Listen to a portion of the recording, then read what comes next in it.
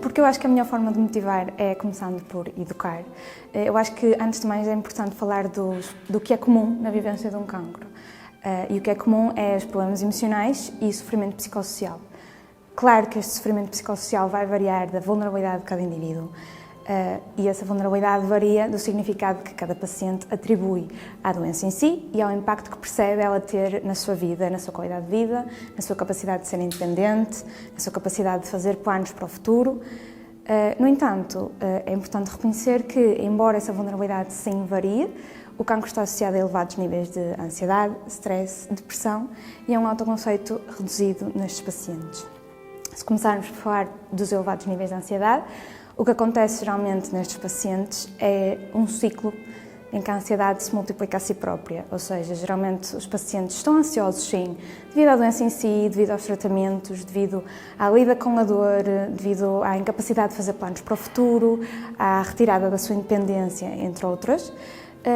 E, no entanto, essa ansiedade tem os seus próprios sintomas físicos, não é? A ansiedade tem a sudação, as palpitações, tem a tensão muscular, que muitas vezes é associada a tremores, e o que pode acontecer é, com esses sintomas da ansiedade, que são por vezes muito semelhantes aos sintomas do cancro ou aos sintomas derivados dos tratamentos do cancro, se houver uma interpretação errada destes sintomas, os pacientes podem acabar por pensar que esses sintomas são um sinal de que a doença está a piorar ou de que algo está mal e acabam por ficar ainda mais ansiosos e cria-se ali um ciclo de ansiedade em que os pacientes passam uma vida em alerta. E isto é só a ansiedade. Se formos a falar do autoconceito reduzido, falamos de todas as alterações psicológicas, físicas, psicossociais que esta doença impõe aos pacientes. Se nós falarmos de, por exemplo, a principal razão que diminui o autoconceito é, de facto, a perda drástica de funcionalidade, da capacidade funcional destes pacientes, que deriva, essencialmente, da diminuição da força muscular e da mobilidade. Ou seja, quando os pacientes deixam de se sentir capazes de cumprir com as suas próprias necessidades de forma independente, de realizar as suas tarefas, de manter as suas rotinas, claro que a imagem que eles têm de si, a imagem que eles têm de si em relação aos outros e o seu sentido de pertença a uma comunidade vai mudar, obviamente, e isso vai ter um impacto na sua autoconfiança. E o que pode acontecer aqui é, de facto, estes pacientes começarem a adotar comportamentos de isolamento psicossocial, que é o pior que nós podemos querer, não é? Porque depois esse isolamento vai despolutar uma quantidade de outros problemas, nomeadamente sintomas depressivos. Porque as pessoas, ao isolarem-se, ao fugirem da possibilidade de se integrarem, de serem compreendidas num meio, ao fugirem da capacidade de poderem sair e verem que ainda conseguem experienciar momentos positivos, experiências positivas, que ainda são capazes de algo, estão a acentuar todos aqueles problemas que nós falamos até agora. Embora existam pacientes que de facto disseram que se sentiram mais compreendidos e integrados nesta fase da pandemia, o que é compreensível, uma vez que aquilo que era a vida habitual deles, ou seja, o isolamento para se protegerem e porque têm as defesas reduzidas, assim como também a preocupação com a doença e o adoecer passou a ser a realidade de todos nós, então eles passaram a sentir-se compreendidos e integrados. Existem também casos em que a ansiedade disparou nos pacientes. E é nesses casos que eu quero focar. Porquê? Porque nós sabemos que muitos serviços de saúde foram interrompidos, nomeadamente consultas de oncologia e tratamentos também, e isso tem um impacto gigante no bem-estar e na qualidade de vida dos pacientes, até porque essas consultas são fontes de suporte para estes pacientes. É nessas consultas que eles conseguem eliminar alguma da incerteza em relação ao que sentem, será que estou mal, será que estou bem?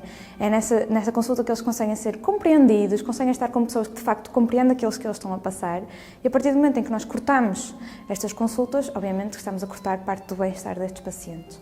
Mas depois existe o outro lado, que é, por vezes as consultas nem eram interrompidas, mas os pacientes, com medo de sair de casa, evitavam ir a essas consultas, evitavam ir aos tratamentos, assim como evitavam envolver-se em atividades sociais, envolver-se em atividades promovidas pelas diversas associações de apoio, e essas associações são fontes muito importantes de suporte social. São sítios onde, de facto, os pacientes conseguiam aliviar um pouco da instabilidade emocional provocada pelas diferentes emoções negativas, e a partir do momento em que eles continuam a isolar-se, é pior para a qualidade de vida e bem-estar deles. Ou seja, compreendemos que durante a pandemia, o isolamento psicossocial e todos os problemas a eles associados, ansiedade, depressão e um autoconceito reduzido, aumentou drasticamente.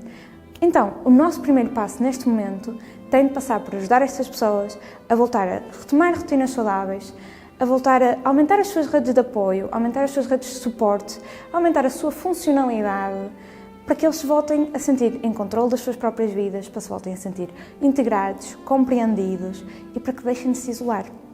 E eu acho que um importante passo e um importante primeiro passo para isso pode ser, de facto, a atividade física. Porque a atividade física, porque ela tem benefícios em imensos domínios.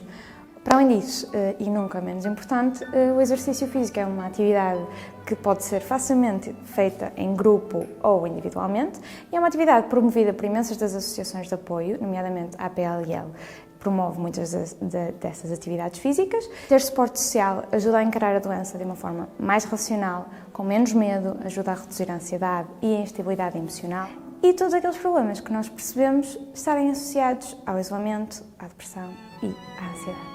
Portanto, a principal mensagem que eu quero passar aqui é, embora ainda seja muito assustador de facto sair, isolar-se vai provocar problemas muito piores. Portanto,